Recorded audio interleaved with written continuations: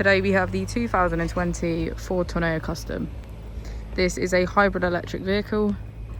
It has done just over 9,000 miles with an automatic transmission. As we step inside, we can see that we have 8 seats in total.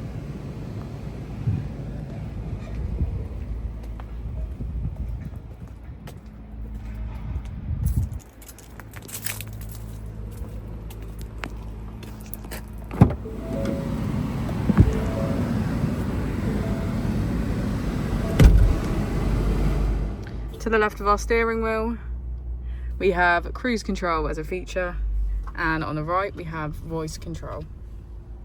Moving on to our screen, we can access mobile apps, Full Pass Connect, Bluetooth, emergency assistance, Apple CarPlay and valet mode. If we put the vehicle into reverse, we can see that it comes with a rear camera with parking sensors. Just below we have our AC, which includes heated seats on either side.